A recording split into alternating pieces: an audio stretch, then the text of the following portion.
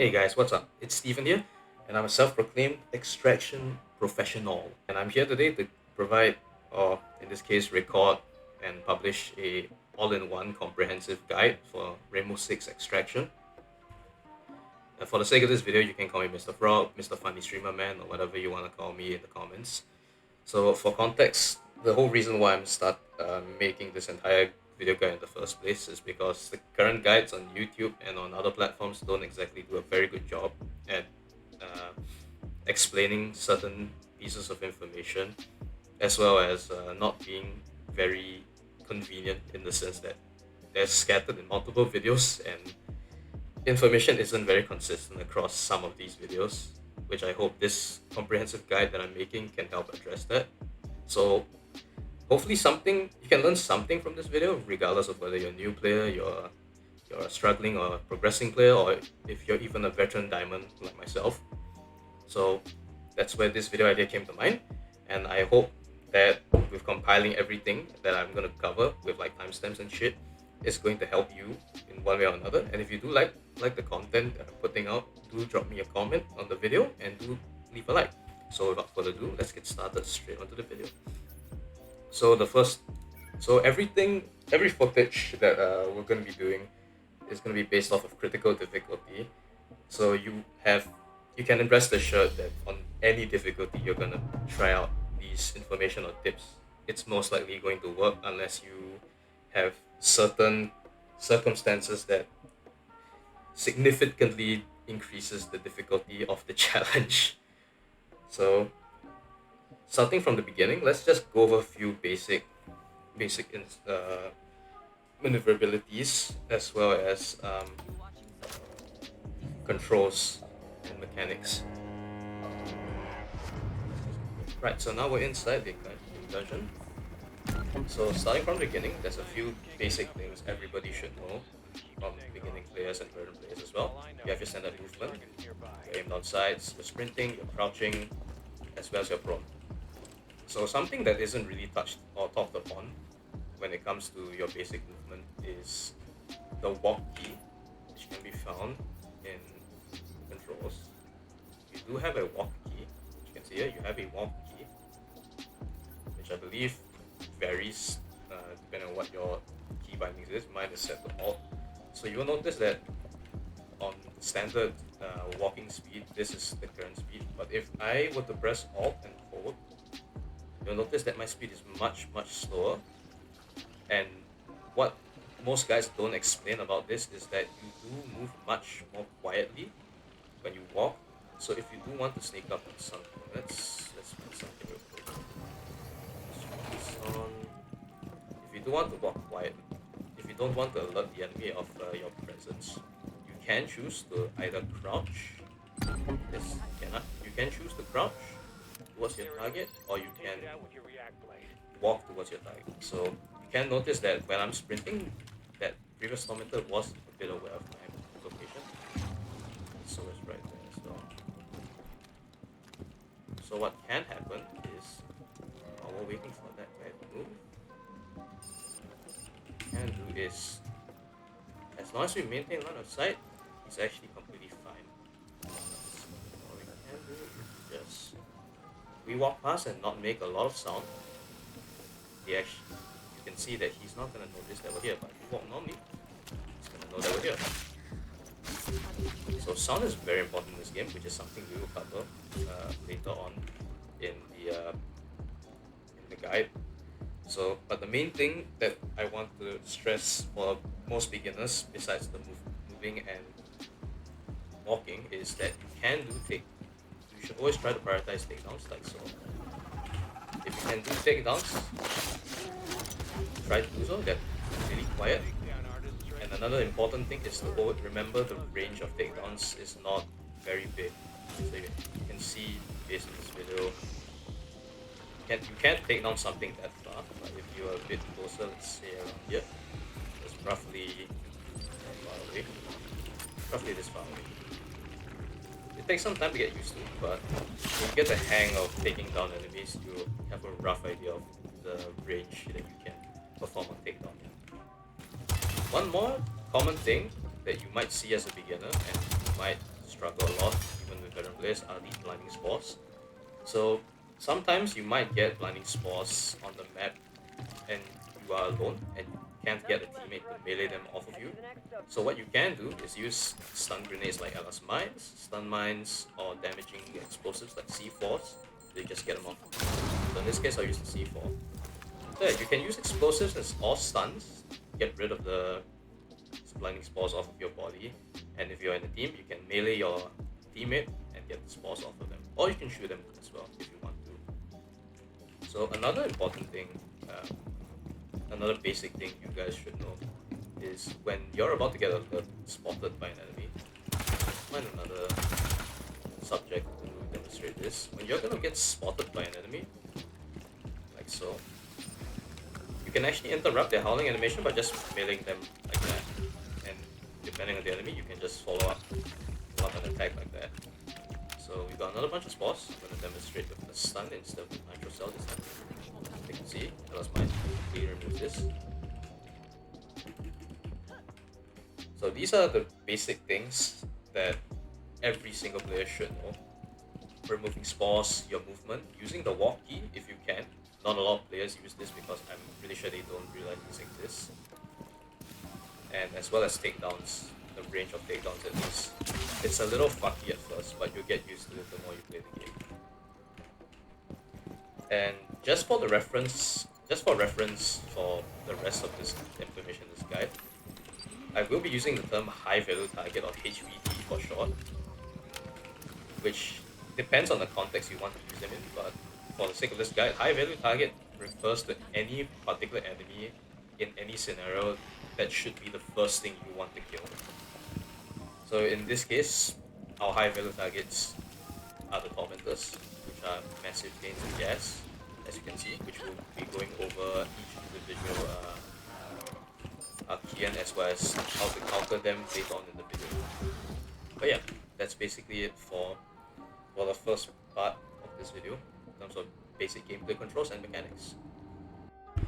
Alright, one last thing before we start, or two last things before we start getting into the first bits of the educational portion of the guide, is to explain in detail what exactly you should be expecting from the standard extraction experience, trademark pending.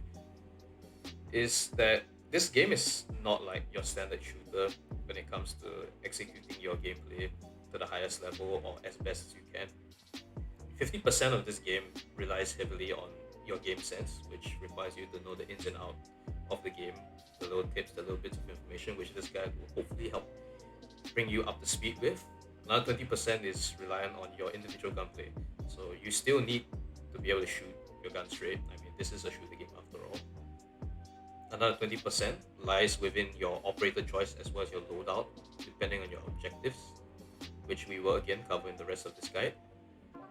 And lastly, a last 10% to this 100% extraction experience, I feel, relies on communication and coordination with your teammates.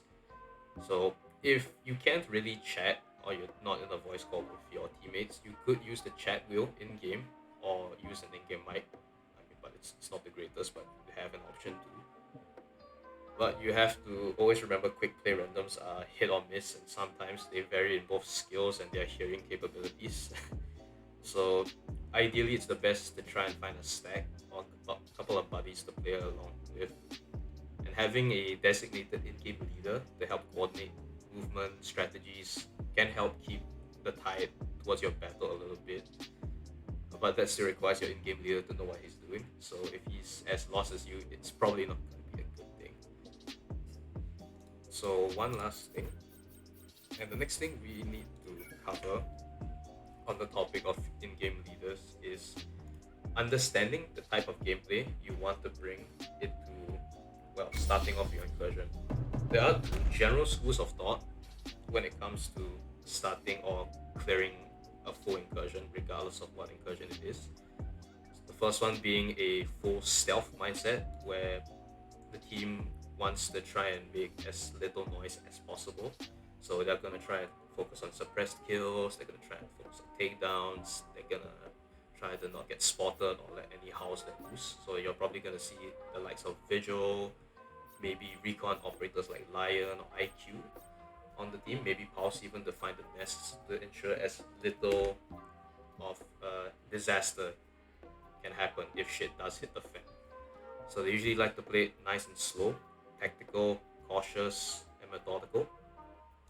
But there is the other extreme end of gameplay, which is my preference, which is the tactical, in quotation, loud gameplay, where you will be focusing on high impact, high reward plays.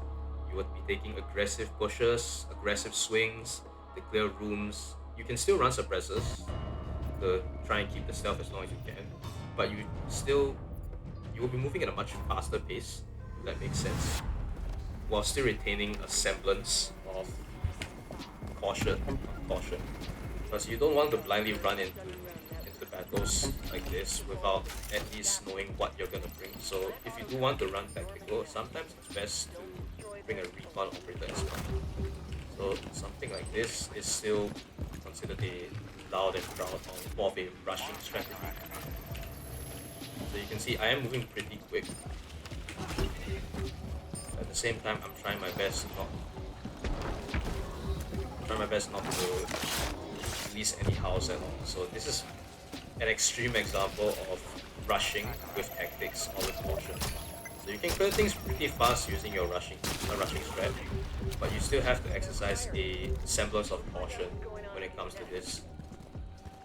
So remember which we will cover later in this guide, the move with caution, regardless of which gameplay style you're going to be adopting, whether it be the slow methodical kind or whether it's going to be a loud rush. As you can see, like a loud rush, high impact, high reward gameplay.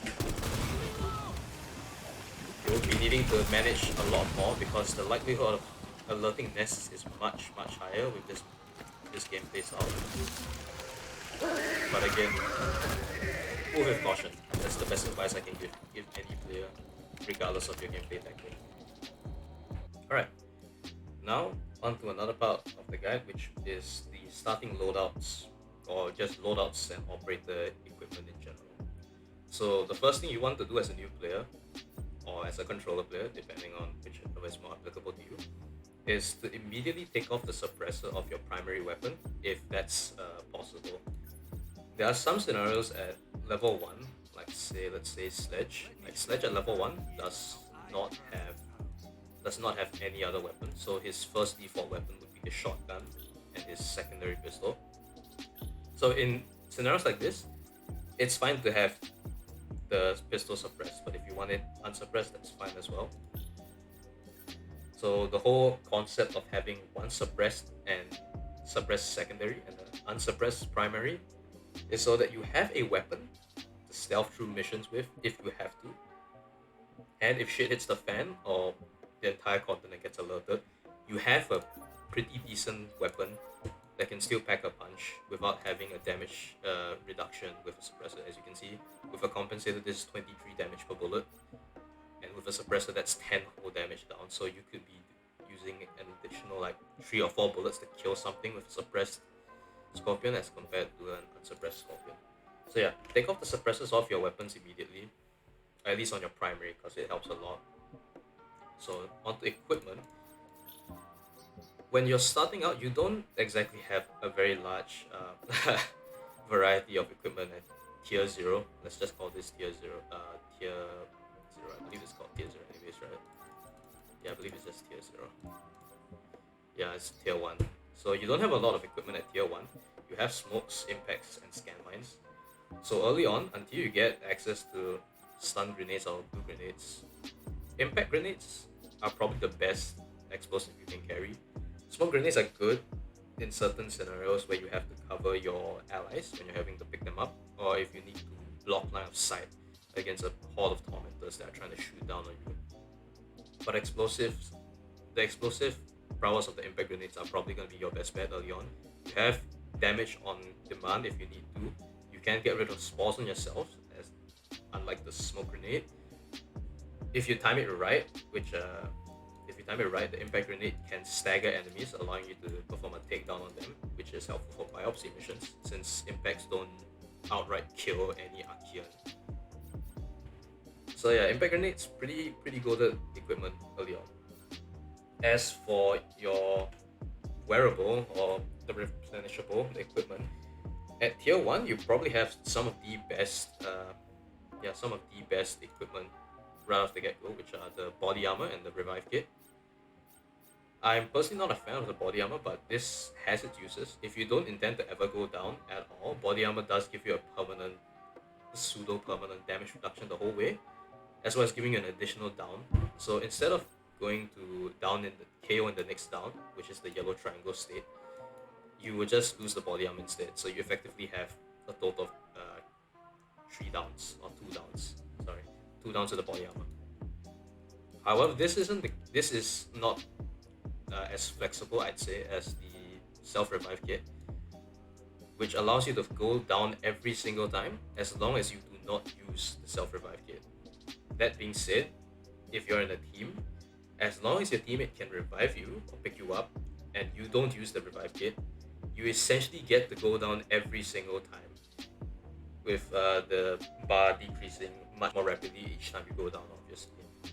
But the fact that you can be picked up multiple times as long as you don't use the revive kit is very, very strong, especially in the harder game modes. And if shit does hit the fan to the point where your teammates can't reach you, unlike the body armor, you can still pick yourself out with this revive kit and you can replenish it as well. So I'd recommend running the revive kit if you're going to be playing in any game mode, honestly. But if you're intending to never go down at all, body armor is a good alternative as well. So tier 1. So these equipments and explosives early on allow you to combine with a very strong operator, Zofia, which is unlocked for every new player, I believe. So she has a really stupid ability on top of her KS979 lifeline launcher, which is the withstand ability. I believe it's which is this thing. So Zofia can effectively withstand or revive herself when she goes down. And when you pair this together with the self-revive kit, she essentially gets to revive herself infinitely as long as you don't use the self-revive kit, which makes Zofia a really good crutch operator or a really good beginning operator for a lot of players, since she does start with the LMGE, one of the best light machine guns in the game, which does a very good amount of damage for the capacity and fire rate with minimal recoil. So your starting loadout on Zofia could probably look something like this, with impact grenades and probably a self-revive kit, with an unsuppressed LMG and a suppressed secondary to ensure you can still kill things in stealth pretty effectively. And other good beginning operators that you could consider if you don't intend to run Zofia, at low levels, Ella is still a pretty good operator based just for Gristmelt Mines. Like, Gristmelt Mines are very, very great to stun and remove spores, control crowds if you need to, and she can set up really good aggressive pushes when nests are alerted, which we will cover later in this guide as well. So Ella's a good starting pick. Finka is really good as well. She does start with a decent assault rifle. Not my favorite assault rifle, but it is decent. And another good operator to start off with, I'd probably say Rook. You get access to the P90. It's not the best SMG, but your ability at level 2 does let you live a bit longer, and you can provide a lot more damage resistance to the team as a result. So yeah, so that's the starting loadouts and tips. Hey guys, sorry, I'm gonna have to do a voiceover for this particular segment because I was a dumbass and I did not record my voice on this section because my mic was muted. But anyways, onto the 4 core principles that I believe every player should know. The first of them being environmental awareness. You want to always be keeping track of your environment or the map around you, especially doors, doorways, pathways, or hallways that you can fall back or rotate through. Because whenever shit hits the fan, you're probably going to want to keep track of your escape routes or like alternative routes of least resistance when you need to move around. So like you can see in the video, I'm picking another route that you can take to traverse the map without having to actually go through the warehouse, which, as you can see in a minute, there is going to be enemies here. Which moves on to the next point, the next core principle of trigger discipline.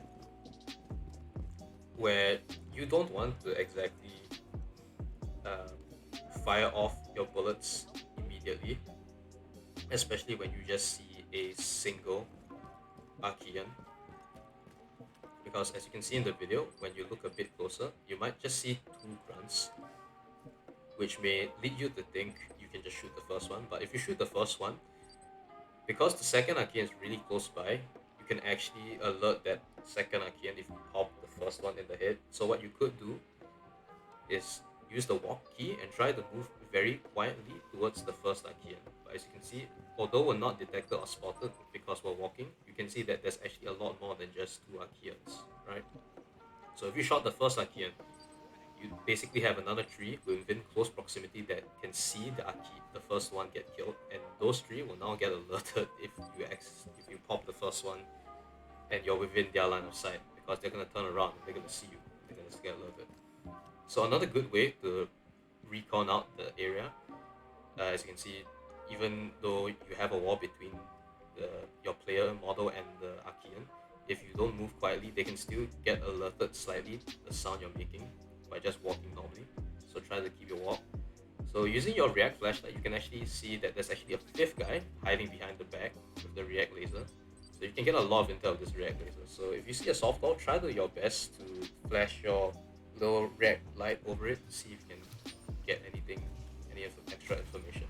So you can see the first one got alerted, but because we're not in direct line of sight of the second grunt, he can't see us when he turns around, so he's not immediately alerted. But there are a lot of other grunts within the warehouse, as you can see by the feet icon. There is movement near us. That eventually, the grunts are one by one starting to get aware that we are here. But because we're in a good spot with decent line of sight coverage, we can kind of just take them off one by one, which is what you want regardless of your difficulty. You can just take your picks. You don't have to rush into things. You can take them out fairly easily regardless of the difficulty.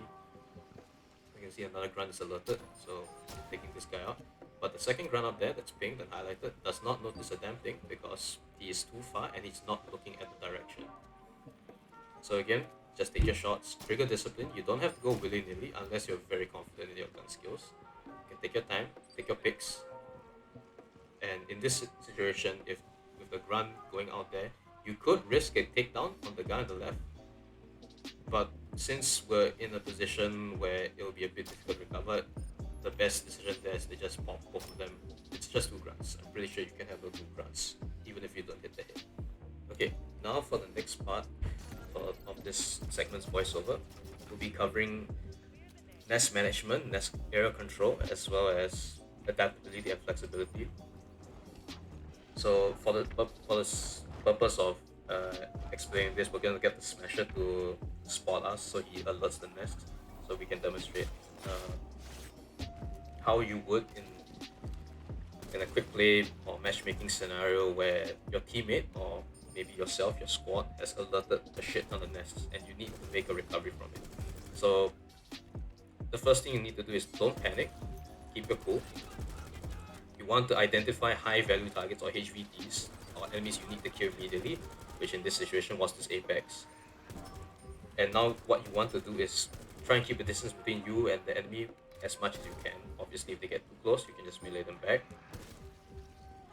Take your picks, play it slow, play it cautiously. If you have a team, get your team to push together with you.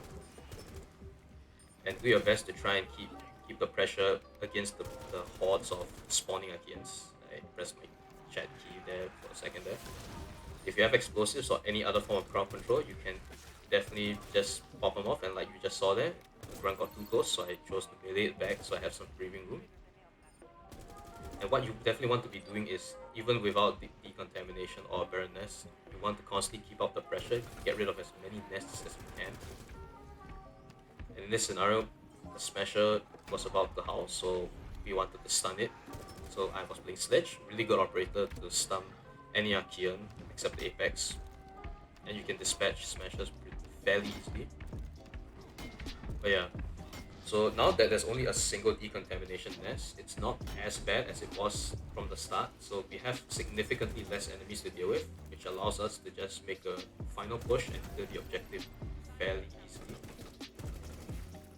So main thing is to keep calm, push together as a team if you have a team. If not, take your picks, try to maintain your distance. Clear nests as much as you can. If you have explosives, that can make your life easier. If not, what you can do with a team is to try and push through specific areas like I'm pointing on the screen. You can try to push or retreat through these doorways or windows if things get too hectic, and you can rotate through a different side of the map. Or alternatively, you could easily just have your team cleave out from the map, as you will be able to see in, I believe, the 8-minute mark. Yeah, I believe around the 8-minute mark you can see whenever I show up the map, you can see that with the cursor, where if you cleave from the start of the extraction towards the side, you have a general idea that the path you took is relatively safe. So if you need to fall back, you can fall back, but the general idea is to cleave and push clear nests in that general direction. If you need to rotate, you rotate and clear nests in the other direction, and you essentially only keep the alerted continent or the alerted bulk of nests as your last priority, unless they're spawning apexes. Then you do want to be pushing to get rid of that pesky apex nest as soon as possible. Alright, for the next section of the guide, we'll be identifying every single Archaean that you may come across, as well as how to counter them if applicable, and where their weak spots are. So this is by far one of the most common things you might see in the game, besides the Storm Spikers. These are the grunts. Their weak points are their fleshy heads up here. What you want to do is just aim for the head, pretty straightforward. So in the event they kind of get close to you, same as I've mentioned in the beginner's tips, you can melee them back so you have some breathing room for yourself. So these are pretty much the fodder of the game. They're not much, and they're pretty easy to kill, even with body shots. You can see that just 2 body shots and they kind of fall apart. But don't be mistaken, these guys can take you down very quickly if you're not aware of their presence or keep track of them, especially when they're standing in the sprawl, which powers them up. So you can easily get 2 to 3 shotted by a grunt if you're not careful. So always exercise caution when you're dealing with grunts. Right, next up, Archaean, this is Spikers. These little bastards, along with their Storm Spiker variant, fire high damaging projectiles that can be a complete menace when they come in a lot of numbers. So the weak point is like the grunt, it's on the head. But they have a very fucky thing where they, as you can see, when they start shooting, they cover their weak point with their hand, so you can't actually hit them. So what you want to do is wait for them to start charging with that. You see, they start charging after running out of bullets. They kind of just expose their weak point. You could still just run and gun them down, no problem. But if you do get modifiers like this revive like this, I want to bring some explosives to try and gun and destroy their bodies if they are a bit far from to get rid of them. Or in the case you have a high value target like the Apex right here. So again, just take your time and kill the spikers with whichever window of opportunity you get.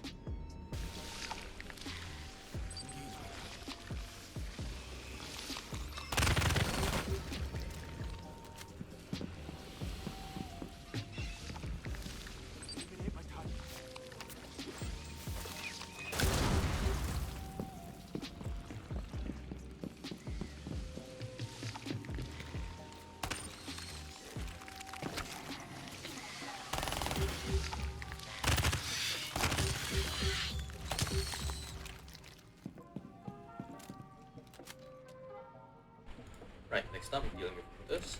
There's a couple of ways to deal with rooters besides taking them down. So what you can do is let them see you. If it's hard to hit their weak spot, let them see you. They're gonna start howling, stand aside. Of course, you can still take them down or shoot them in the body, but that's probably one of the best ways to deal with them in stealth.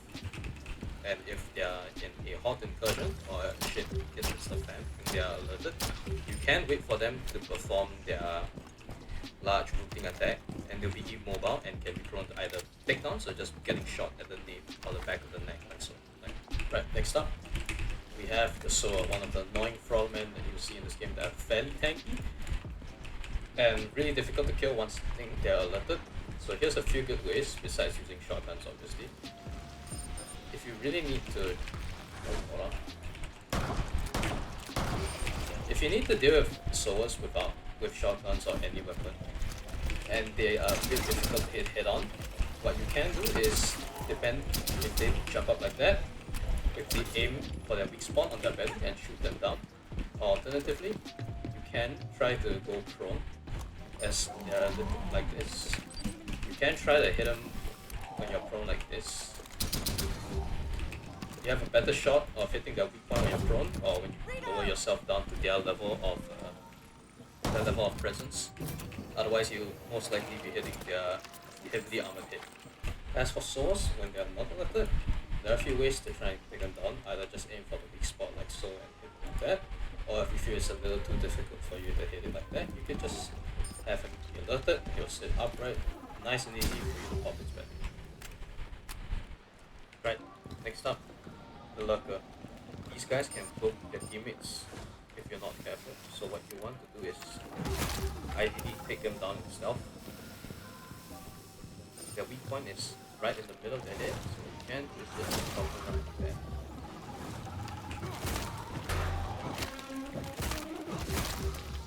So if you shoot them right in the head, that's one way to take them down. If they're alerted and they're chasing you, what you can do is just melee them once and just fire. You usually hit the shot once their flower head opens. If not, you can use bullets as well. It will take a fair amount because they are rather tanky, like bullets and swords. I don't think they're as tanky as tormentors, but they will take a fair bit of ammunition, so just be aware of that. And if you do need to reveal their or uncloak them, you can use explosives like C4, paralysis grenades, or stun grenades to do the job. Impact grenades too, but nitro cells and frags have a chance of killing them. So if you do want to use an explosive option to take reveal them and their allies, impact grenades might be your best bet, or paralysis grenades or stun grenades. So just to demonstrate the other way to taking down the router, the lurker, melee them once, shoot their flesh bit. That's how to do it. Right, next up, this is a smasher. This is probably one of the more annoying Archaeans that most players can face. So there are a few ways to deal with smashers. One of them being Sledge, where he can stun lock the smasher or just bonk the smasher down completely. Its main weak point is back on its back, as you can see the big fleshy back over there. So what I'm going to do is try and clear it.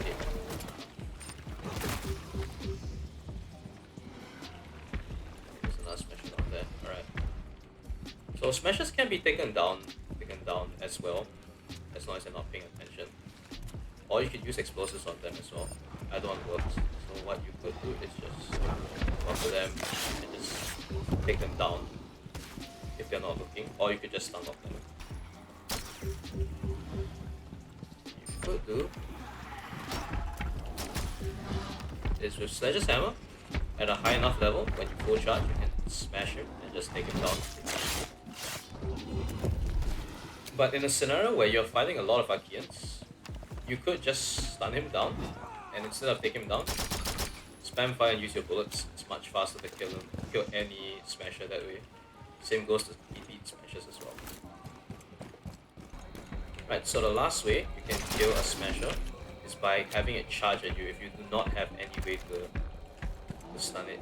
You just have to stand on an open area with a straight line, and eventually he'll start to do that. You can either gun him down or take him down. Pretty straightforward. Again, if you have a lot of enemies, what you could do is use your stun grenades or explosives to kill or do as much damage as you can.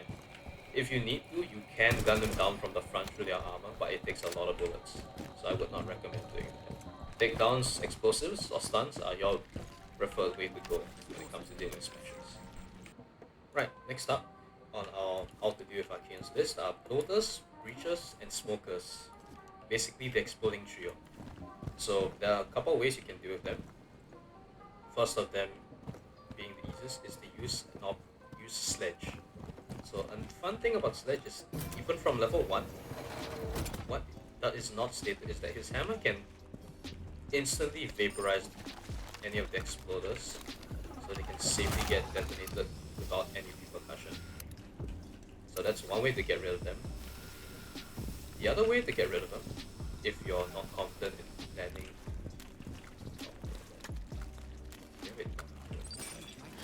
Another way, if you're not confident, is to just let them spot and just fire a bullet into their little chin area right there. That's a good way to do it in the event you're not confident in shooting the weak point from afar. The other way is for them, as you can see, let them start the screen and shoot the green little, orange little weak point on their chin.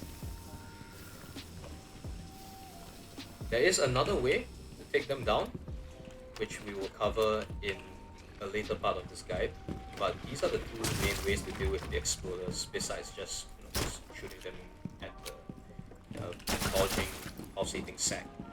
Just let them blow up. Right. Next up is how to deal with tormentors. So there are a couple ways to deal with tormentors. If you do have Nest, you can perform a takedown with the Howl takedown technique or the quick takedown technique. In this scenario, he's already alerted.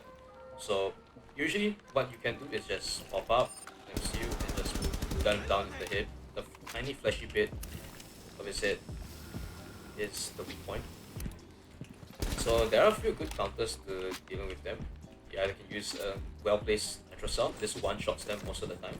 Gun them down in the head, which is pretty effective as well. Or if you have stuns, you can use stun grenades to stun them and then take them down. So I'm also going to pivot over what I mentioned in the bloaters and exploders. There's another good way to dispatch them, but it's a little difficult and a bit fucky. So what you could do is you can melee them once. And, oh, that was a really good example. Let me see if I can find another one. You can melee them once. Oh, it's really difficult to pull this off, but what you can do is kinda just... What you can do is you can melee them. It's a bit fucky to do this. I'm not sure if their health is increased, but in normal scenarios, if you melee them once, if you're able to melee them twice, you can kind of kill them pretty effectively. Let me see if I can get another blow to the spawn. So what you can do is punch them like that. I'm not sure why it's taking more than one. Maybe they might have ninja buffed the HP, but yeah, you can melee an exploder to death if you need to, but you have to be pretty quick about it. And especially if they're gonna blow up anyways, you can just punch them once, and as you've seen, they just kind of stumble back and explode at a safe distance. So yeah. Right, so here we have an Apex, one of the tougher enemies in the game. So what he does is he spawns minions, but the good thing is he doesn't directly howl, but his minions can. So if you do find an Apex in stealth, what you want to do is try to kill his minions as fast as you can to prevent his minions from screaming. So obviously what you want to do is try to remove nests that could potentially be howled. See? This is a really good situation to be in. But it's fine. Again, follow the core principles, take your time, try and retake the side. If you can push from a frontal area, push from around. You don't have to push from the same area. And the Apex does a special thing when he likes to move around towards you. What you can do is just move around accordingly. Don't panic, just take your time. Take your shots.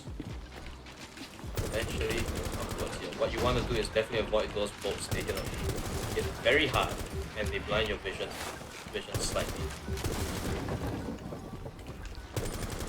What you want to do is try not to get hit. Get close, melee them back.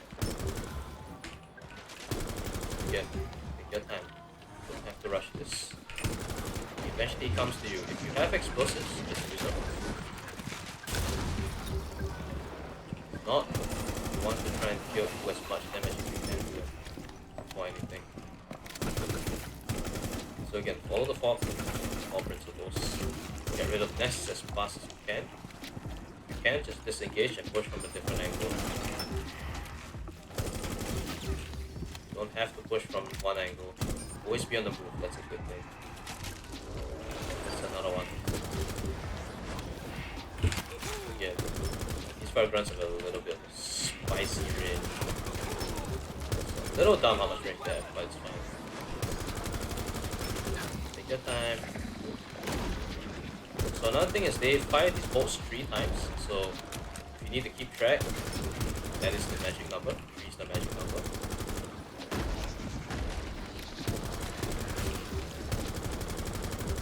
See, just take your time, you get rid of them eventually. You don't have to rush, you don't have to have great aim either. You just have to move cautiously. Yeah, that's a good reason why you want to get rid of nests. Because they can, oh my goodness, oh yikes. And there's another reason why you don't stay near the apexes, because they have a proximity shield. Sometimes nests can spawn apexes as well, so it's always important to get rid of nests as soon as you can. Thankfully we got rid of that nest, which stopped spawning apexes. Again, we still hold through, just follow your core principles, you don't have to push, you don't have to pick your fights. That's another apex.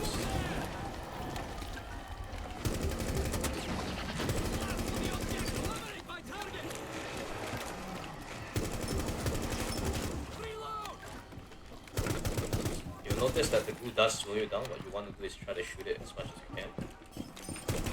This is a good reason why you don't want to be slow. I'm being slow to try and describe the game, the mechanics and stuff. But ideally you don't ever want to be slow, you want to be fast and impactful and shit stuff happening.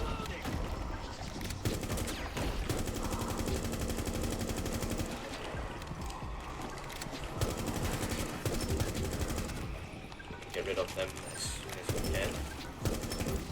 And you also notice that on the screen that there are feet and alarm bells. Those are good indicators for you to know from which direction enemies are starting to push from you from. Yeah, that's the apex doesn't particularly have a weak spot, so you just have to kind of just hit him center mass and preferably in the head. I believe he takes a bit more damage in the head, but it's not a proper weak spot. But yeah, that's the way to deal with apexes, and subsequently the aftermath of what happens when you leave him alone for too long, as well as what you shouldn't be doing, which is moving slow against an apex and alerted nests. Alright, moving on to the next section of this guide, we'll be covering operators and their respective loadouts. Or more specifically, who does what, when should you bring something, and why should you bring something, or when should you bring something. So operators in this game are not inherently bad at anything. You can play any single operator to its best potential, and you can still most likely clear virtually any objective in this game with any combination. But there are specific categories for the different operators that you need to understand, the niches or the designation that they're supposed to do to really shine and be able to utilize their gadgets or abilities to its maximum potential. So the first step is to identify what type of operator that you're trying to bring into your incursion. Like, are you in need of more recon or intel, or are you in need of more support or healers like Doc and Finger? Do you need more aerial denial because you're bringing in defensive objectives like zero scan and sabotage? There are all these considerations that you have to take into account, and the first step is identifying which operators does what. So in the first group of operators, we have the healing or support group, which falls under Doc, Finka, and Rogue. So again, if you're not sure of what an operator does, you open up the operator page and hit the advancements. You can read through every single detail at each individual level. What can you expect when you level up an operator to a certain level, or you can kind of get a rough gauge of when this operator really starts to shine. So for example, Rook already provides a really good level of utility at level 2, providing the VIP or the hostage an armor plate and himself an armor plate by default, which gives the VIP just a little bit more time to survive taking a beat down in the event you alert the objective or the area around the hostage. And Rook, with his own armor plate, does not need to take one of the two plates in his bag, so he can just provide an armor pack to two separate teammates straight from the get-go.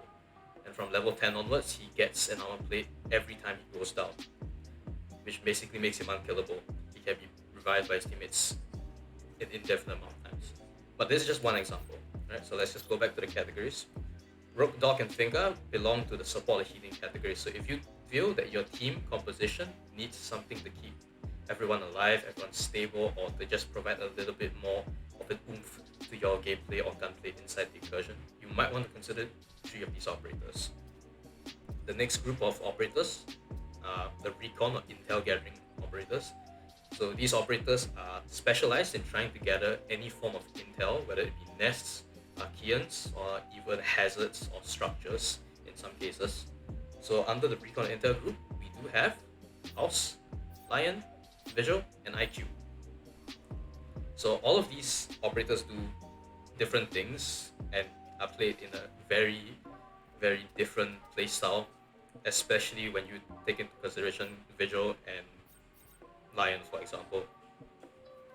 So again, read through their skills to really understand what they do and try and assess which one of these intel operators, if you feel the need to bring them, really fits the incursion objective that you're trying to clear in your stages.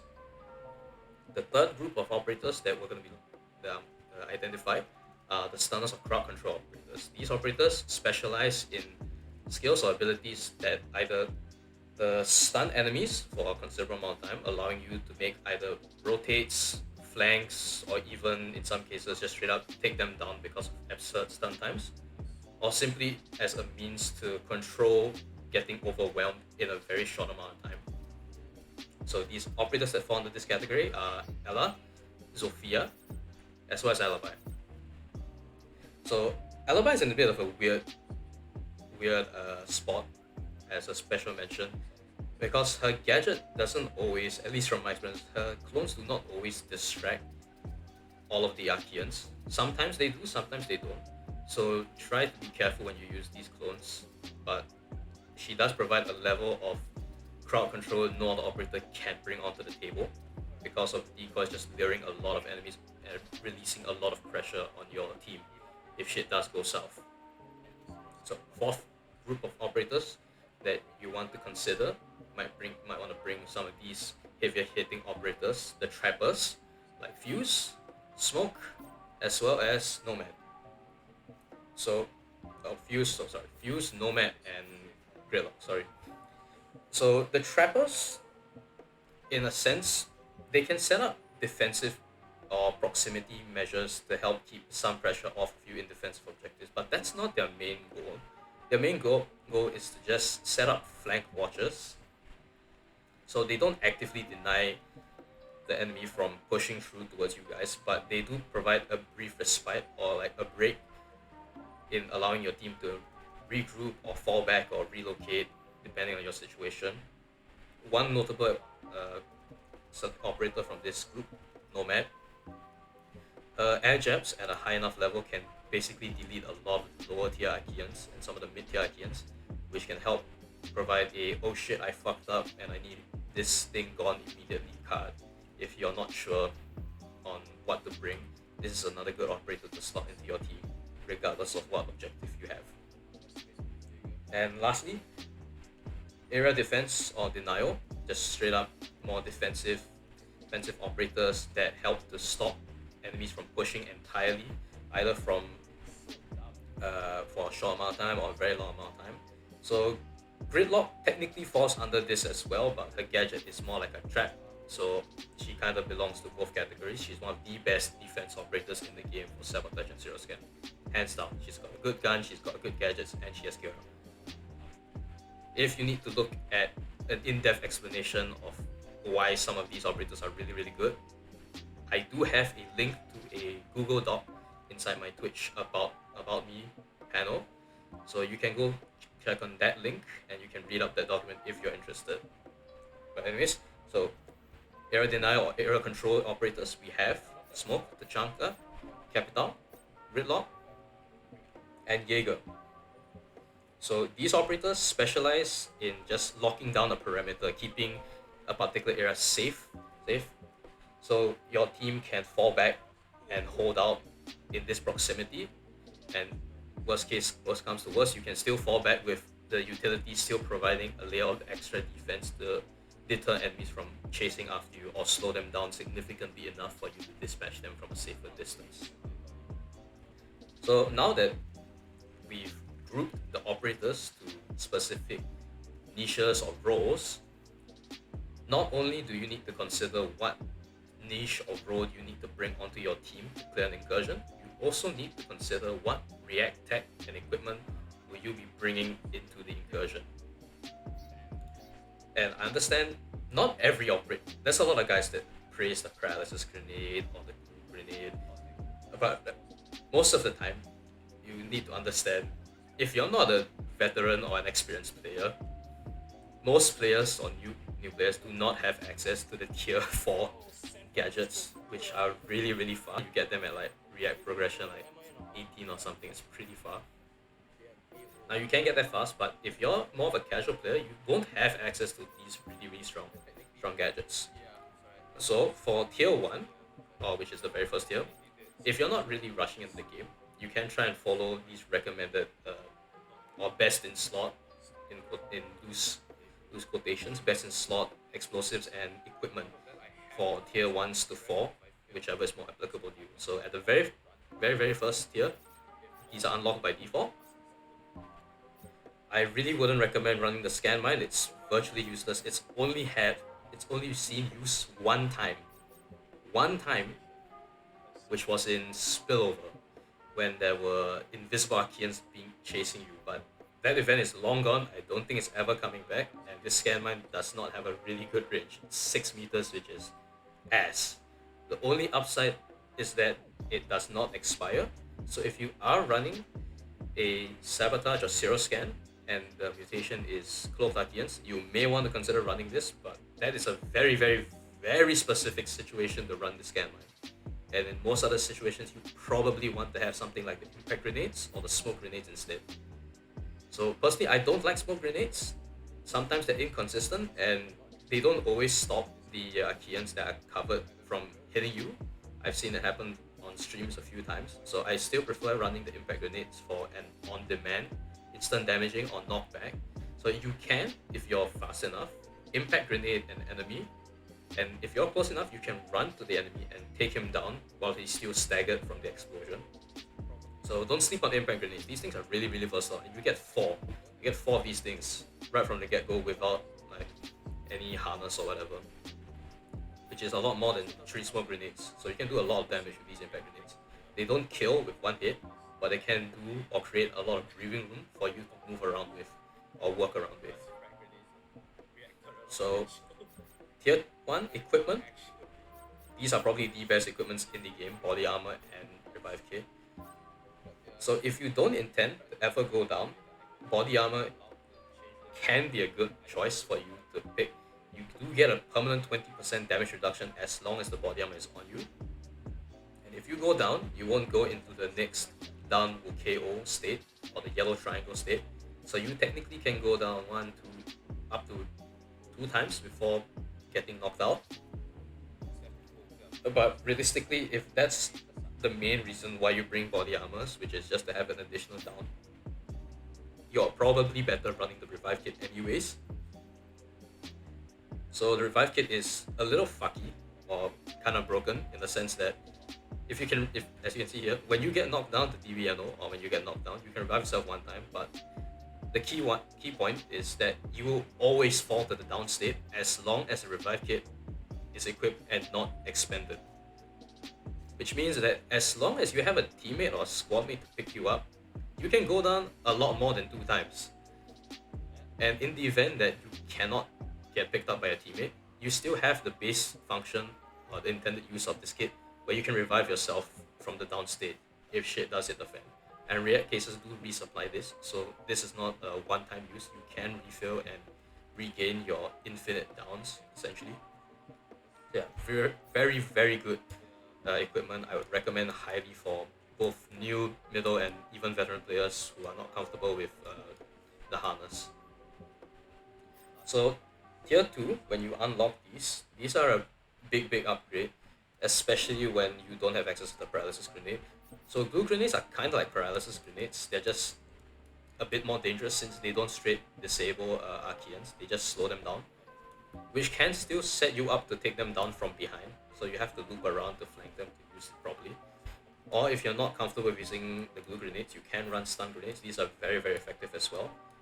A very wide area of stun, and you can pretty much chain at least 1 or 2 takedowns in close proximity within each other. Claymores are not exactly the best.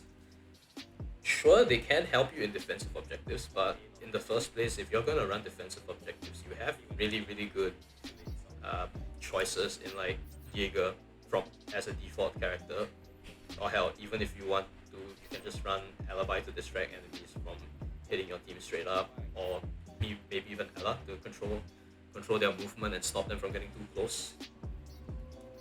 But yeah, so Claymores can be good, but personally I don't think they're the best at tier 2. Stun grenades and glue grenades are by far the best. But we don't talk about the ammo section. There's virtually no reason to run this thing at all. You have plenty of ammo crates on the stage incursion itself. In relevant contents, there's way too many ammo boxes, so this really doesn't apply to anything. Again, the only other time I've seen this utilized was in the Crisis event spillover with the scan mine, where you did indeed burn through a shit ton of ammunition, so this was relevant, but everything else in the game doesn't really mandate you to run a 50% additional ammunition. So this is kind of a joke tier 2 equipment. Now to tier 3, we have a little bit spicier equipment: fragmentation grenades, field walls, scan grenades, harness, and the XR recon drone. So for the explosives or the throwables, the tech, frag, all of these 3 are actually really, really good options. So if you are looking for something a little bit spicier than impact grenades, frag grenades can be your best friend. They can, if thrown right, I believe they can kill a tormentor. But because of the way AoE explosions work on the frag grenade, they're not very consistent sometimes. But they can be very fun, since you can throw them much, much further than their distant cousin, the nitro cell. And you do get an additional frag grenade as compared to 2 nitro cells. But yeah, these are really good as well, and you can time them to basically catch enemies off guard or explode them on demand, sort of. Field walls, really good explosive or throwable to help keep your team alive against the tormentors, spikers, basically projectile attacks that would normally send a lot of teams dying on defensive objectives. Field walls might save your life in these scenarios, or hell, even without defensive objectives. If you're getting pelted by like 2 or 3 apexes and you're not sure what to do, you can just drop one of these bad boys down and you can just reload and just wait for them to stop shooting to just fire back. And you can pick them up as well. So these field walls, okay, press that. These field walls can be thrown down and picked back up. So they are technically refreshable. So you don't actually have to watch them explode after they start blinking. You can just pick them back up and their duration is refreshed. Scan grenades are really good, but very underutilized because most teams would be running the XR recon drone instead, or even just intel gathering operators like Lion, or even IQ to just identify high value targets. So this isn't really phenomenal on paper, but it does have its uses, especially when it comes to like studies, like having to scan enemies and you don't have a drone on your team for whatever reason. This might come in handy. But overall, the frags and field walls are the main things on tier 3. Okay, as for the equipment, these two equipments are also really, really strong in this game. But to be fair, there's only like 1, 2, 3, 4, 5, 6, 7 equipment, 8 equipment in this game, including crisis items. So the harness is by far one of the best end game equipment in the game. This is probably the most broken equipment next to the self-revive kit. because this increases your base react explosives by 3. So let's say you're running something like frag grenades. You have 3 frag grenades at base. So every time so when you boot up with the harness, you get an additional 3. So you have 6 frag grenades at the start. So what isn't explicitly stated with this harness is that because this is adding to your base react explosives, whatever your base number of explosives is the same amount of explosives you will get from a react crate. So if you start with 6 frag grenades, when you pick up a crate, you're gonna get another 6 grenades. So that's a lot. That's virtually 100% increase in frag grenades as compared to without the harness, right? And of course, this also stacks with the operator ability, which is gear up, which also, as you can see here, it also increases the react explosive carrying capacity by 1. So let's say you bring grenades on visual. You have 3 frag grenades as +1 from gear up at the base, that's 4. With the harness, that's another 3, so that's 7. You get 7 react tech in a single crate if you equip the harness. And that raises your economy for react explosives by a lot. You don't have to pick up as much as your teammates, which allows you to free up the crates for them to pick up. Or if they're running low, you're more than likely already strapped from just one single crate. So you can offer them the additional react explosives. Very, very powerful tool. And lastly, for the recon drone, also a really good tool for beginners, veterans, any player really. It's basically the drone with a really, really big circular spherical scanning radius. And the nice thing is, this scans basically everything automatically, so you don't have to do shit besides just drive this little tiny RC car across whatever the hell you need to, jump a few times to just make sure the sphere really cleans the map you're trying to cover, and then just recall the drone and just clean everything afterwards. This is a really, really good tool, and a lot of the full stealth playstyle teams like to run this particular drone to make their lives easier. You can run this in Maelstrom as well to just scan out the intel and just make your life very, very easy. But this isn't mandatory to play the game, like I've covered in the playstyles, but it can help make your experience a lot more enjoyable. So now on to the last tier of explosives and equipment, tier 4. Nitro cells, paralysis grenades, arc mines, and recon vapor device. I have not seen a lot of people use the recon vapor device effectively, and frankly I don't think it's a really, really good option to scan things. Yes, it's kind of quiet, where you can scan enemies through walls as well, like really far through walls since it's a vapor, but if you're gonna scan things in the first place, you'd probably be better off using scan grenades or this XR drone.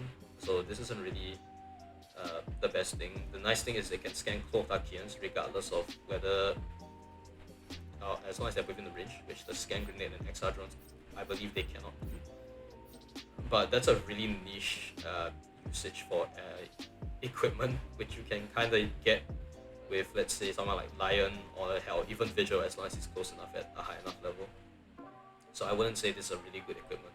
It has its uses, but not your first choice in most scenarios. Nitro cells, paralysis grenades, and arc mines, on the other hand, these are very, very strong gadgets to have around, just throw and just eliminate your opposition. So arc mines are basically claymores, but slightly more roided out. They don't explode, but they do fire a chain of attacks. So enemies within 7 meters of each other can get destroyed very, very quickly by an arc mine. So the effective radius, so to speak, of the arc mine, or the range of the arc mine, can be pretty solid, and you may carry 1 less arc mine as compared to a claymore. Claymore carry 3, arc mine 2. But arc mines, again, if you strap on the explosive harness and you have someone gear up, you can set up a really, really strong defense on sabotage and zero scan, and you just deny a lot of the Archaeans from approaching you in the event you don't bring a defensive operator.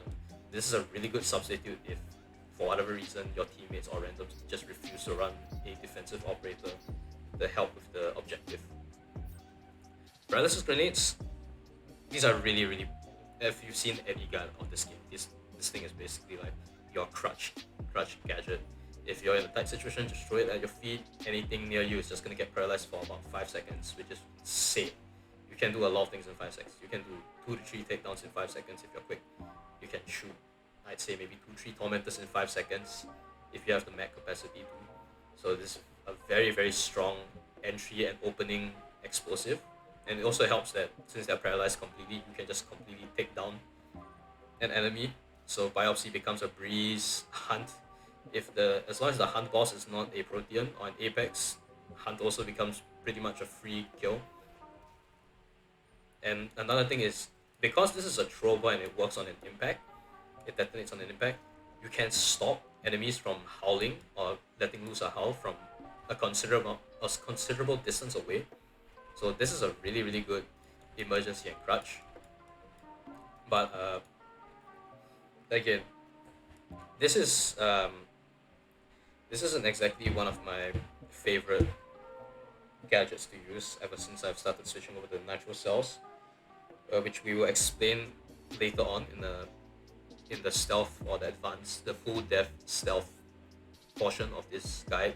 Why I personally believe in C-Force over nitro cells, as nitro cells over paralysis grenades. Sorry, nitro cells are just really really strong frag grenades that have to be detonated after you throw them. So that's probably the only downside, is a pretty bad range, as well as having a requirement to detonate or press the charge once you actually land or throw out the nitro cell. The plus side is this thing has a fairly sizable effective range, and this thing one shots basically 85% of the enemies in this game. As long as it's not an Apex, Apex Smasher, or Protean, it's gonna get one shot by a nitro cell, as long as it's within even a fraction of the range of the nitro cell. This thing is busted. If my streams are not any indication, these things can do a lot of damage, and we'll get really into detail in the stealth portion of this video.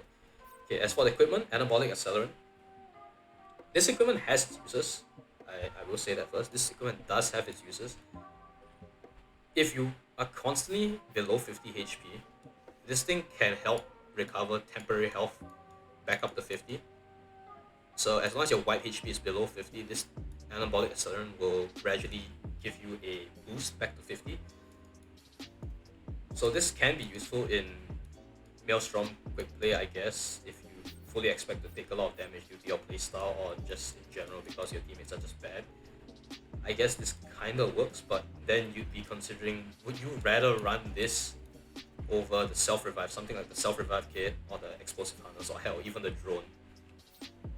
So this isn't really a first pick as well, which is a shame because this on paper does sound pretty nice. If this boosted up the health beyond 100 white HP. So there are two more equipments that you can buy with Rainbow Six or RC credits, which you can earn from doing the Maelstrom Protocol mode every week, 120 RC, so you can buy both of these in like a single week. So the reactor, this thing is actually pretty good at area control. It doesn't exactly kill Archaeans fast, but it does stagger them long enough for you to have the reaction time to dispatch whatever it's targeting. So let's say you have an Arc Spine on 2-player or 3-player incursions, but one of your teammates is down, and your other teammate isn't exactly very confident in their shooting, and neither are you. You can plop one of these down. You can plop one of these down and help effectively watch a flank, or at least give you information that something is pushing from that flank. So one of you guys can just swing towards its direction and just dispatch whatever it's targeting. It's good, but it has to be used in the right way. A lot of people just put it down just to shoot things in the defense, like right in front of them, which isn't exactly wrong, but that's not really utilizing the turret to its full potential, because this thing is not supposed to kill. This is just supposed to help assist you in clearing out your Archaeans, the Archaean threat that's approaching. So next and lastly, the latest equipment that we have to the game, the Rush Pistol. This thing is fucking busted as hell. You get I believe a 15-second period of movement speed and invincibility. So you take literal 0 damage for 15 seconds, and you get 2 of these pistol stims, which you can stim yourself or your teammate. So this thing is really, really strong, especially for objectives like shutdown or hostage or asset rescue. If you technically wanted to mix this with Vigil, you could speedrun nest tracking really, really, really quickly. So I think this is probably third best equipment that we have in the game right now. The first being harness and revive kit. Recon drone is a bit iffy. I probably put this on 4th, depending on if you actually have a use case for it. Then yeah, sure, maybe that's probably a good time to use it. Okay, and obviously the last one, tier level 5, which you get at progression level 25, I believe. Yeah, 25. The React Laser. So this thing is actually not as great as it seems. It is nice to dissolve Sprawl quietly, and it can pop spores without making noise. But this thing does do damage. So if you accidentally keep this laser on and you point it at a unalerted enemy, it's gonna take just a tickle, but it's gonna be enough to alert the Archaean that you're coming from what particular direction. And if it spots you, it's just gonna straight up start howling, which is not a good time. And it also explodes the breaches and bloaters. So having the laser at point blank and running into one of the breacher sacks and losing half your HP or all of your HP is probably not a good thing. So just like the core concepts, trigger discipline is required when you use the React Laser. Don't keep it on the whole time. Your React UV light is still a much better source of information as compared to the laser. The laser is just mainly used to clear sprawl from the sabotage spines when you plant them, as well as just to clear sprawl in general. But another good tip is, if you're going to be clearing sprawl and you're getting chased, the React Laser is much slower than just straight shooting the sprawl with your pistol or your primary. So again, situational awareness and just adapt to whichever weapon, gadget, or solution that you have on hand that fits the best to the scenario. Alright guys, now moving on to the 4th lesson, or the 4th segment of this guide, which is subzone management as well as extraction tips or concepts.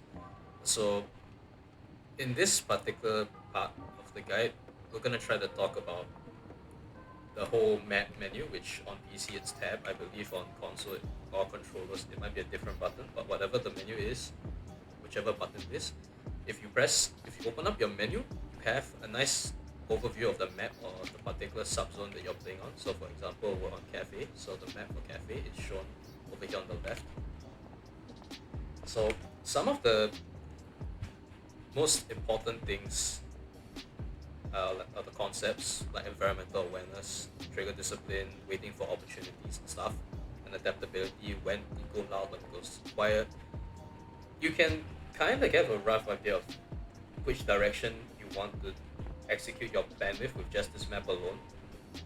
But I understand that a lot of players don't really use this map because sometimes it's not well made or it's a bit confusing. So let's just use the map as an example. So right here we're at the extraction, right? So let's say our objective is, let's say, somewhere in this room up here. So if we needed to go through this room, let's say it's for example biopsy, right? The biopsy target is probably just going to look around this area, maybe it's going to look around this area. So being able to read the map, or at least use the map to assist your knowledge in trying to remember which door goes through which. As you can see here, this door goes through here, and there'll be an L-shaped corner, like so. And then there'll be another open area right here with like a little divider in the center, which is this room.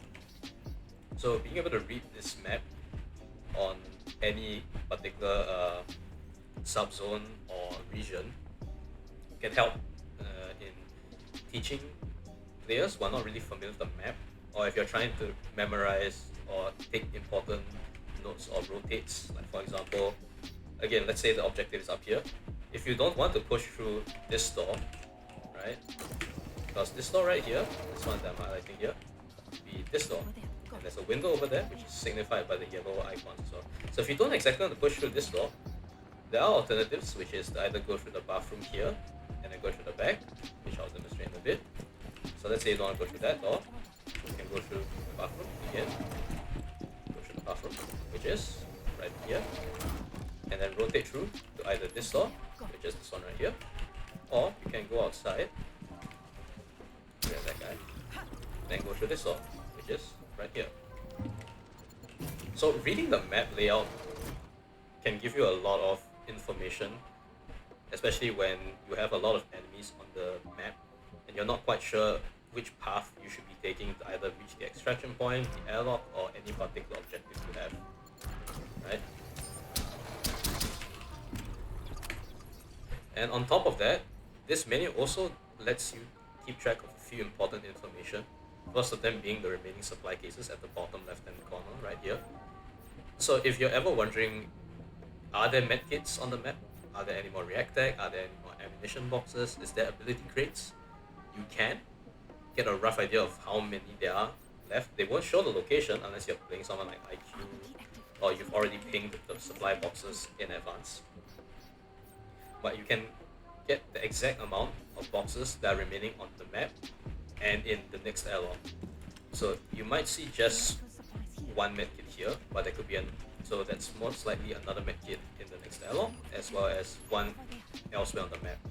So you get a rough idea of where you can try to look on top of the map layout, where to start looking if you want to get, let's say, the medkit or the react tag or the ammo box. So reading the map and understanding it helps a lot, and in tandem with memorizing or map knowledge in general, can really help solidify or create concrete plans of action to get to what or whichever direction objective you're trying to reach, your destination essentially.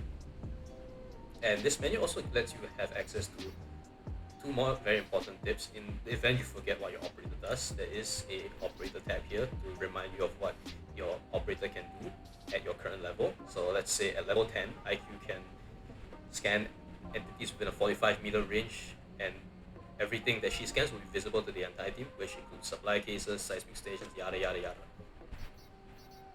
But the other important thing you can keep track of is the team tab, which if you're in a team, you can see your two teammates on your left and right, and you'll be able to see what loadouts they're carrying, what primary gun they're equipped with, their equipment, and their react tag.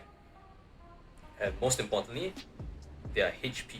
Because sometimes you might not be sure who really needs the HP more, and if you're really insistent on just giving the medkit down to the teammate with the least HP, you can fix arguments with that tag.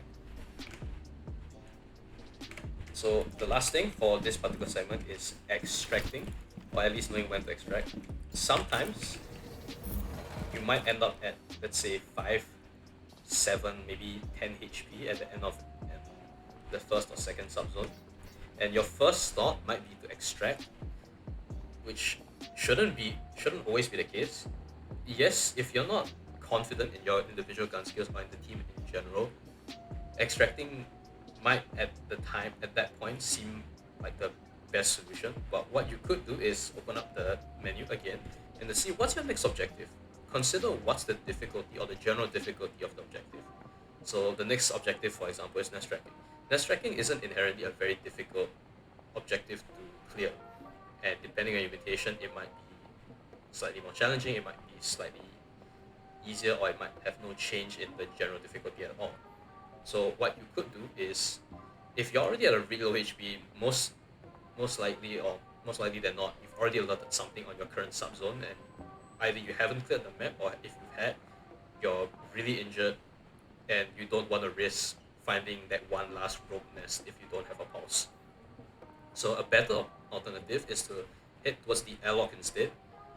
So heading over to the airlock, pushing and advancing the next zone, you'll now have a completely quiet and reset zone. So if you see outside of the zone that you can maybe succeed the objective, you can try to execute it. And if you see the initial spread of enemies might be straight up too challenging for your team to handle, then that's fine, because the entire zone is quiet. You can coordinate a tactical retreat straight to the extraction point from that subzone and leave from there. That's fine. It's always important to consider what your goals or what your objectives are before you jump straight to we need to extract because we don't have a lot of HP. And that's very bad early on, because if you don't get a lot of XP, you can't level up your operators fast.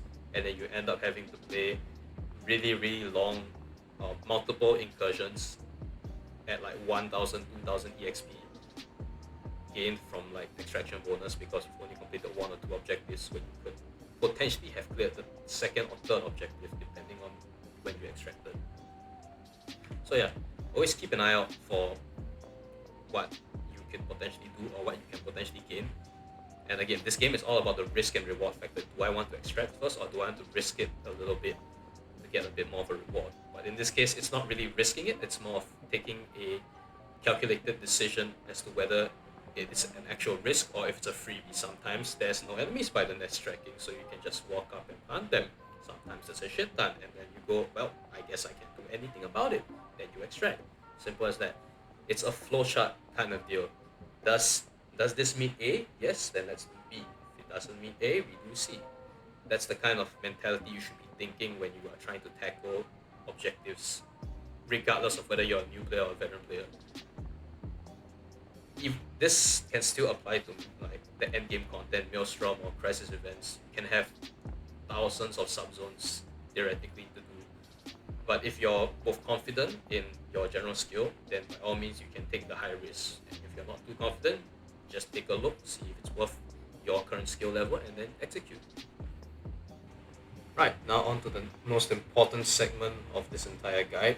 Right, we've already covered the who and what, specifically operators and loadouts that you should be bringing to different incursion and objectives, and we've also covered all of the different individual Archaean types and specific counters if applicable to them, as well as the 4 core principles as to playing this game to its highest tier of gameplay.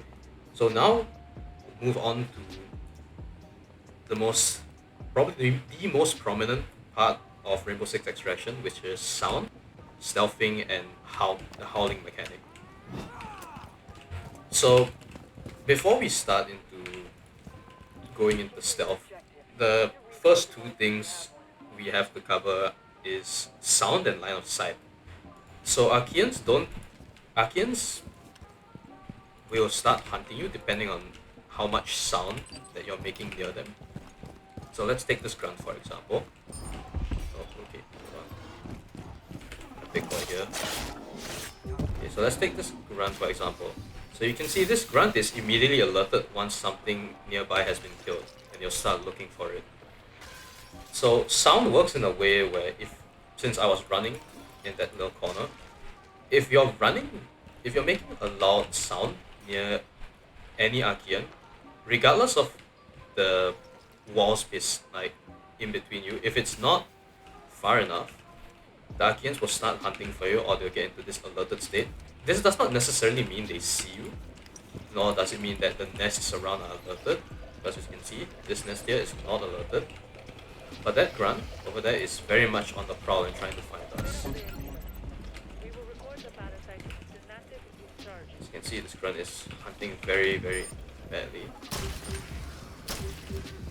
And that example right there is a great example of sound as well. So I was standing here and that grunt did not actually see me, but because I shot the Archaean next to it, it started to get alerted because of how sound works with suppressors.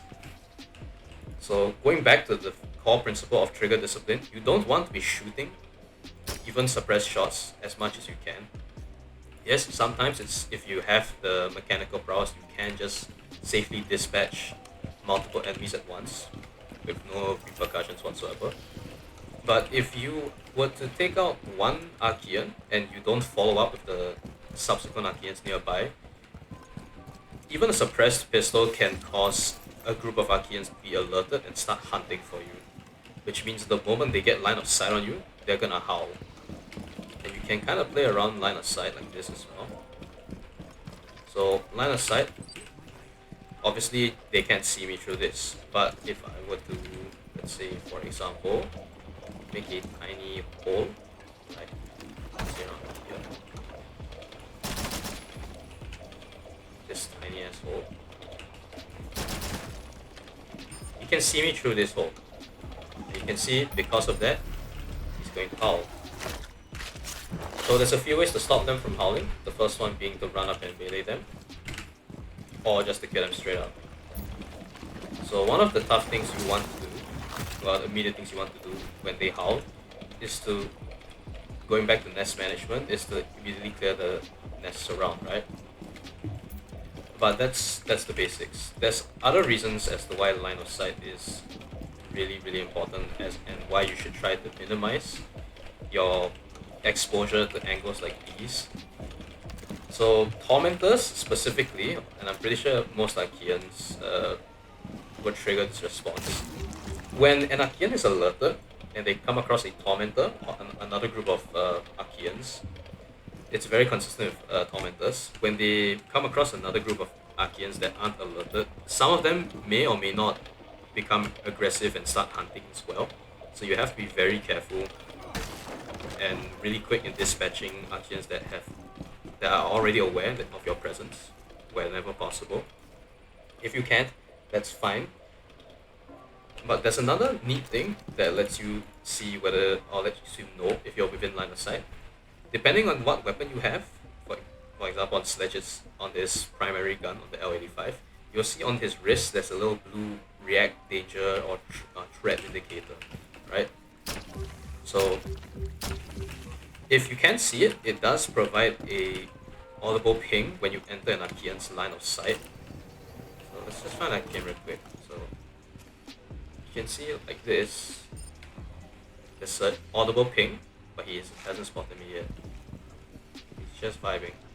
So we can see with a visual representation with the react threat indicator. If he wants to, turn around. Ooh. So if I was to just step into the thing like this, you can see that the threat indicator turned red. And you can notice that even though I killed this thing again, take a look at that. There's something else that's moving around.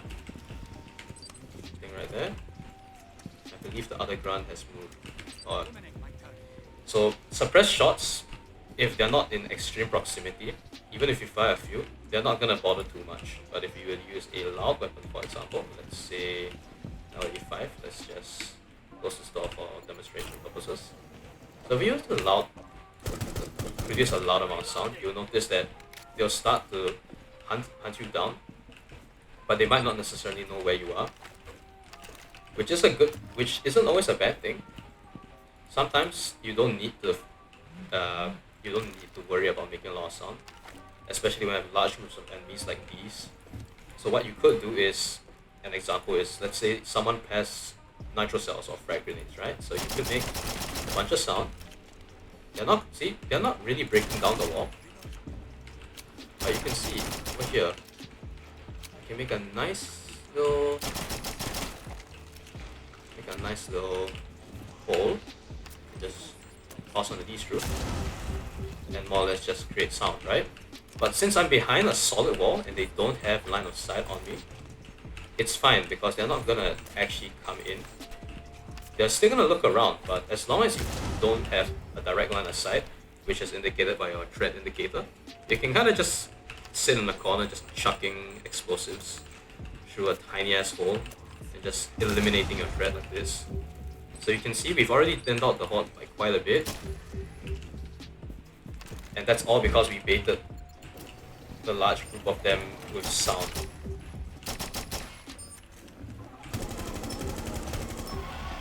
And that was a really bad example, but you get a general idea of what you can potentially do with sound. It's not necessarily a bad thing that you're making sound.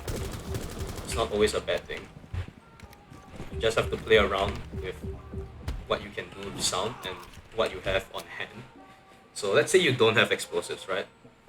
That's not a problem even if you wanted to make some sound, right? So what you could do is, like, for example, instead of opening a hole like this, you could just close doors, just make a bunch of sound, and just hold tight angles like so.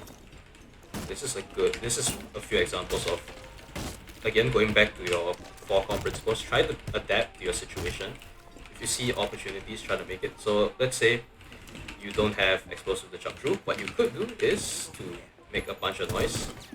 And let's say the C4 is where the enemies are. Try to find little like weird angles that kind of cover your body, or try to have a low presence by either being crouched or prone, and you can kind of just gun through like this through really ratty angles. Yeah, so that's howling, and that's basically the whole idea of line of sight. Trying to minimize yourself as much as you can, regardless of your playstyle, is a very important tactic that you should always be practicing. And again, going back to core principles, trigger discipline and awareness are really helpful. So now, okay, this is a perfect example. So now, we're gonna talk a little bit about stealth, or more specifically, takedowns, right? So you're probably very familiar with the standard takedown: sneak up behind the enemy and just press the takedown button, yada yada yada. Right, I'm gonna cut to the next subzone so that I can actually properly demonstrate the takedowns. Right, we're back in a fresh subzone to demonstrate the takedowns.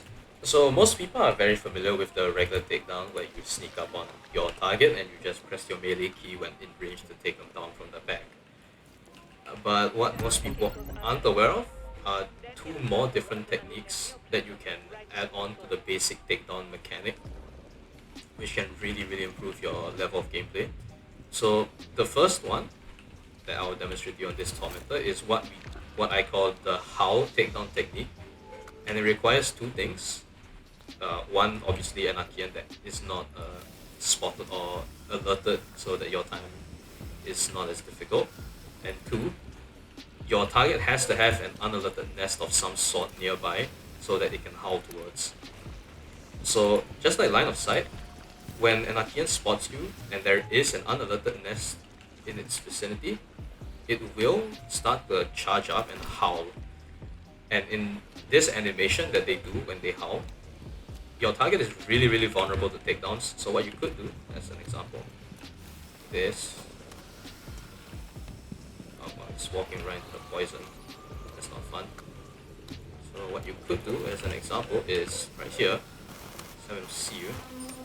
And once he starts to howl, if you're close enough, just run up to his back and take down like that. They're not gonna push you back or punch you back or anything. So this is a very powerful tool to utilize in stealth, especially with the aforementioned tips of trigger discipline and how sound works when you're killing things with a suppressed weapon of any sort. Having an option to eliminate a high value target or HVT without alerting nearby Archaeans is a very useful tool. So one more tip I can probably give.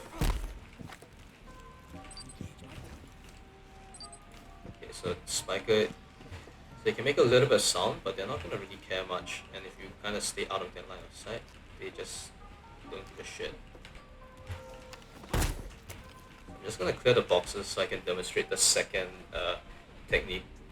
So the other takedown technique that you can do is what we call the quick step, or at least that's what I call it. It's the quick step or side step takedown. So in the event you don't have a nest to utilize the howl takedown, you can use this other technique where you still get within a sprinting distance within your target. And what you're going to do is from its back, you're just going to sprint and press the takedown key the moment you reach takedown range. It's a little tougher to pull off as compared to the howl takedown technique. And honestly, if you can pull this off, you're pretty much golden. So this is another one. There we go. So if we did not have a nest like that there to utilize the howl takedown technique, or in this case, his position was kind of weird, where if we did spot get spotted, he's gonna be facing us like this, and we wouldn't have a way to like run behind because of collision. So in cases like that, it's pretty preferred to have the quick step takedown to eliminate the threat, especially in zones like these where there could be a lot more, like right there, there could be more enemies around that you don't want to deal with. So a good way to practice your quick step is to just practice on nests, like so. So you're gonna basically sprint, and once you reach the range, which let's say this is the nest, it's probably gonna be around here or here. So once you reach this range, you're gonna press your melee key or takedown key in one swift motion. You're taken down. Let's see if this tormentor's around. I'd like to demonstrate the quick step with you.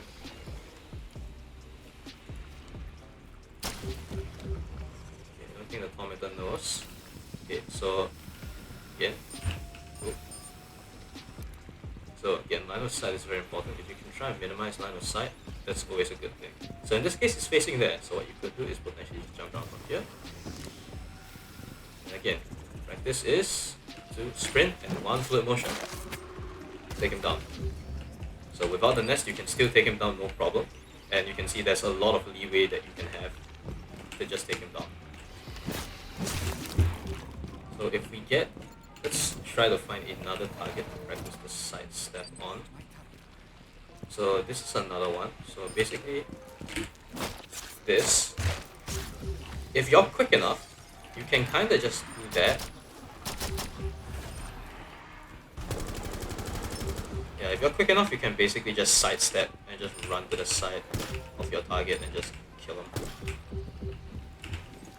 So let's see. Oh, hello. That's a little gay.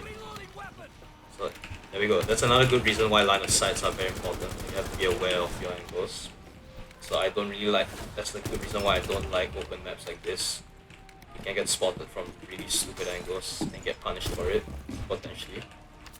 But if you're ready, and you have, again, just follow your core principles, you shouldn't have much to worry about. Just take your time to clear out the map, as usual. So yeah, so the quick step and the side step, takedowns, really advanced. I wouldn't say it's really difficult to pull off once you actually try it for yourself. But it's definitely very powerful tools to have in your arsenal on top of everything else. So once you master these two takedowns on top of trigger discipline and the core principles, you're basically good to go in a lot of scenarios. And the side step takedown is particularly very effective on smashers if you're quick enough. And smashers can sometimes be very annoying. So if you don't have paralysis or stun grenades at your disposal, do remember that with the right amount of patience and waiting for the window of opportunity to capitalize, you can still take down enemies like that in really tight situations if you're patient and have the time. So don't rush into things or stealth. So try to maintain your line of sight, try to be careful with your takedowns, trigger discipline, and obviously if you can make use of sound to your advantage, by all means do it, because you can, like we've shown in the last clip, sound can be really effective at luring enemies towards your position to either shoot them down, gun them down, or just blow them up really effectively. Right, welcome to the sixth part of the guide, which involves MIA operators, extracting operators and assets, and what you should be considering, or what you should do in the event that you have to recover one or multiple KO teammates. So if you've done the tutorial, you should know very well how to do an MIA mission or how to extract an MIA operator. But there are some things that they do not teach you. So let's get rid of this real quick. So there are a few cues to find out where the tree is. Besides the beeping noise, you can tell where the tree is if you see an obnoxious amount of sprawl around. Right now, I am playing on the hardest difficulty critical to extract this operator. What we want to do is definitely clear the area. clear the area from all the enemies real quick. So that bloater is a little curious. It's gonna come towards us, but it's fine. Like we've described with our guide, what we can do is just simply take them down, or we can just kill them. So there is a problem with that one. You see it has enemies right in front of him, so let's just take out the other bloaters around it before we set up. So for MIAs, what you could do, that they don't really teach you, is use Jaeger to accomplish the goal. Since Jaeger's turrets actually does, how do I say it? It actually does target the energy balls. Right, so now that the general vicinity is clear, you can set up your Jaeger turrets to get rid of the energy things. So another thing that they don't explicitly tell you when it comes to MIA operators, you don't, if you're playing solo and you don't bring Jaeger, what you could do is pull it once, get the anchor points, and now that you've destroyed the initial round of anchor points, you don't have to stop pulling, you can just pull the entire rest of the way. Because on solo, the anchor points don't respawn fast enough.